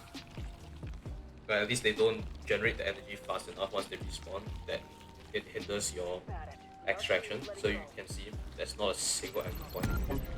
There was a single anchor point that tried to spawn, but by the time it got up, it could not do anything because we already done the extraction. So another common misconception a lot of players have is that you have to put your operator in the pod. That is not the case. You can drop them on the pad just fine, and if you hit the extraction, they'll still go out just as efficiently, or they'll just come out the same way. You extract it successfully, which does bring up a good tip in the event you have to extract multiple casualties in an incursion. So let's say 2 of your teammates go down and they get KO'd. You don't have to put both of them in the pod if you're getting chased, for example. You could easily just bring them, just drop one guy in the pod here. If you need to rip out your primary, just shoot it back. Clear the wave, and then when you have another window of opportunity to pick up your second teammate, you can just do so, bring it back onto the pad. And if you're still getting chased, you can just hit the button real quick and just maintain the pressure. Right, moving on, we'll be explaining the different objective types you might see in your different incursions in the subzones. First up is Gateway. One really good way to find out where the Gateway Singularity Portal is by observing the large quantity of sprawl covering the map. So as you can see in the video, there is a Tormentor next to the nest, so we want to just get rid of him before he howls, because we don't want anything alerted on this side of the map once we actually start activating the portal with the device on the screen there. So as you can see, there is a ring around the portal which you want to stand inside of when the timer has been activated. You don't want to be caught outside, because once you are outside the portal and the counter has hit 0, you will be treated as an MIA operator, so you will go missing in action and you won't be able to participate in the actual fight, and you will have to go through another rescue just to get your operator back. So as you can see, just for a brief second, I did show the map menu only showing a little bit of resource crates, but once you actually enter the Singularity, you will notice that you have much more crates like medkits, ammo, and react tech to work with once you actually enter the zone. So if you're really hurt or feeling a little unconfident in your health situation, you can try to make a play inside of the zone itself, since you do get to refresh yourself to fight. So don't be too scared about advancing into the zone prematurely. Alright, next up is Decontamination. So these are little green nests that will activate every other nest once a single one is activated. So this is probably one of the most difficult objectives for most players. So what you want to do is identify the one Archaean that's usually lurking about. In this case, it's a Smasher, so you want to get rid of him immediately. So once you get rid of the one protecting Archaean around, you kind of just have the rest of the zone or the green nests left to deal with. So there's a couple of ways to deal with the green nests. One way is to just soften it out using a suppressed weapon like so. You can usually use most pistols to 2-tap the nest, maybe 1-tap if you're not sure how much damage it does. And in this way, you sort of prepare the nest. So if you don't really have any gadget or explosive to deal with nests quickly, you can just 2-tap each nest and swing every single one in a very short amount of time, because now it just takes a single bullet instead of 3 or 4. So in this video, I am using Nomad. Nomad is probably one of the best operators for this objective, since her gadget can destroy nests of any kind once they reach a certain stage in the spawning animation. So as you can see here, I'm setting up air jabs around the nest, so that once I activate a single one, the rest of the nest will get automatically destroyed by the air jabs. So in this case, since there are spores around, I can use the spores to kind of prematurely activate one air jab like so. And as you can see in the video, with this nest, once it reaches a certain size, the air jab activates and destroys the nest and whatever is spawning instantly, allowing you to clear this objective with relatively no ease. Right, moving on, we have nest tracking. This is probably one of the easier objectives for most players of any skill level, but you still have to have some caution because you don't want to get housed and ultimately lose the nest tracking objective, since you can't really place trackers on alerted nests. So try to keep a low line of sight like discussed in the principles, and try not to get howled at, or if you are going to get howled at, try to move cautiously or aggressively in that case, to kill whatever is trying to alert the rest of the nest. So another neat thing about nest tracking that you're going to see here in a bit is that once you've actually planted all of the trackers required, the nest will now complete a little animation as you see here, and they'll explode, detonating any other nearby nests, I believe spores, but it does create a lot of noise. So what you want to do is ideally rush straight to the next airlock instead of hanging around. So on screen now you'll see Biopsy, which is probably another pretty straightforward objective like nest tracking. All you have to do is either use some form of stunning or inhibiting gadget or ability to neutralize the target with a takedown instead of just shooting or exploding them. Here's another pretty easy objective. This is Hunt. So what Hunt requires you to do is to find 3 particular Archaeans on the map, which are usually, it can be anything from grunts, spikers, tormentors, sometimes smashers, sometimes apexes as well. I believe so, but in this case it was a spiker. So once you kill 3 spikers, as you can see in the footage in a bit, there will be a little animation or a little cry that plays out that starts to summon an elite Archaean of any kind. It can be an elite apex, an elite smasher, an elite tormentor, or it could even be a protean if you're unlucky. It does give you a sound cue if it is the case.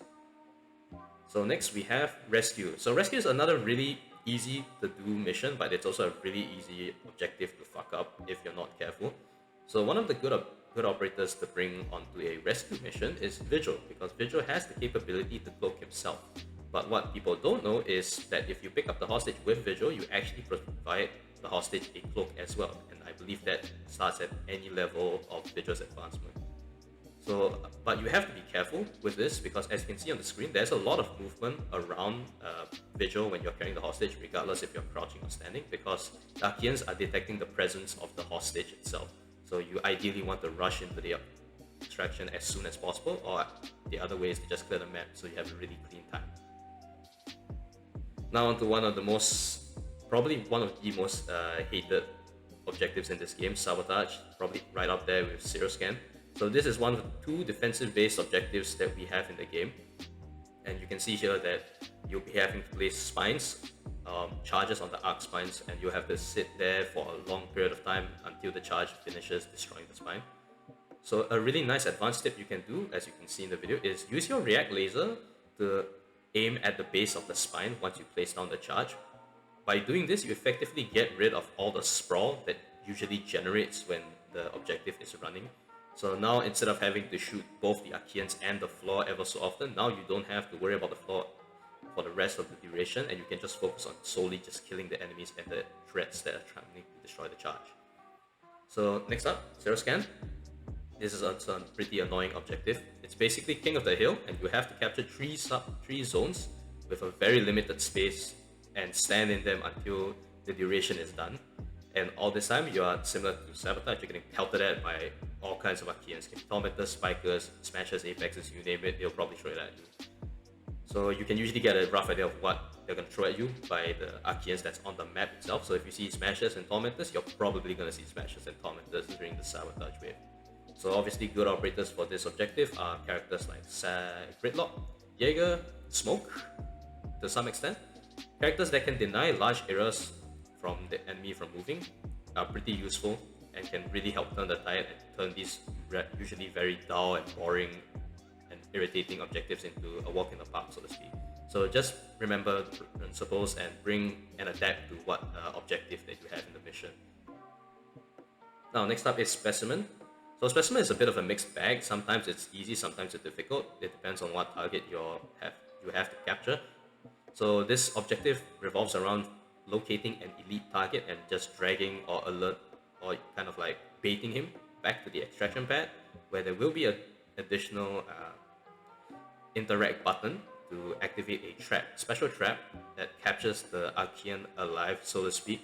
So as you can see here, we have a smasher instead of, sometimes it can be a router. So this is usually a pretty easy capture if the target moves at a regular pace instead of skittish like a router or something. So that's a pretty easy objective to do. So next is Shutdown. This is also, to some, it can be very challenging because you cannot afford to have a hull in this particular objective.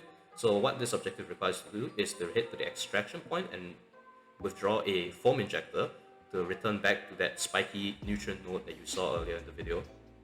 So in this case, since this is one of the few objectives, or actually one of the many objectives really in this game that scales off of player count, what you can do on solo is simply just run straight to the extraction point, draw the foam injector like that's being shown in the video right here, and just plant it straight on, and you basically complete the mission.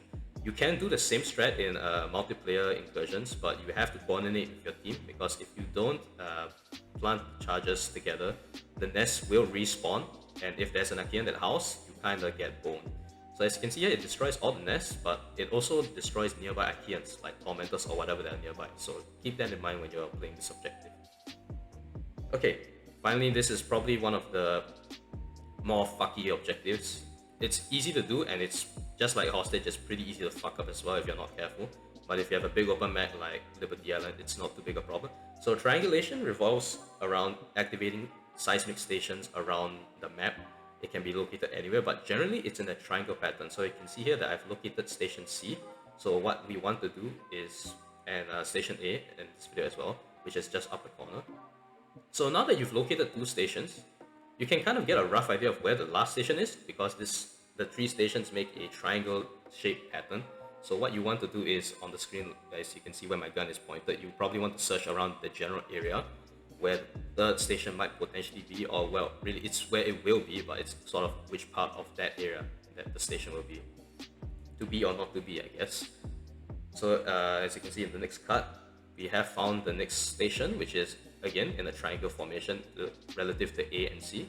So now, if you have cleared the map up to this point, it's really just a matter of pressing A, B, and C. But if you have not, an alternative is to just find Station A, and once you activate Station A, the next two stations or the subsequent station is highlighted.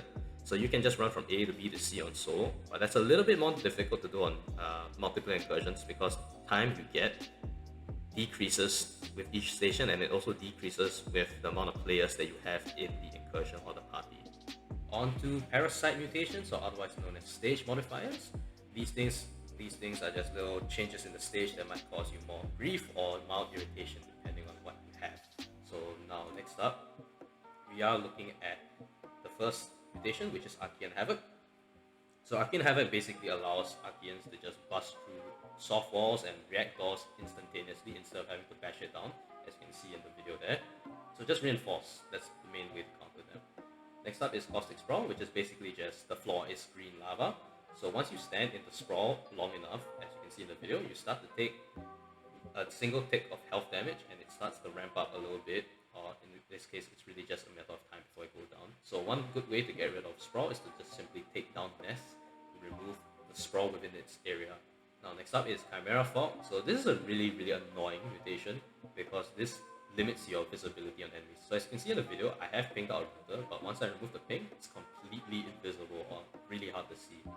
So this is bad because the Archaeans can still see you perfectly fine. So if that router was alerted and looking at me from that range, I can't see it, but they can see me, so it can howl.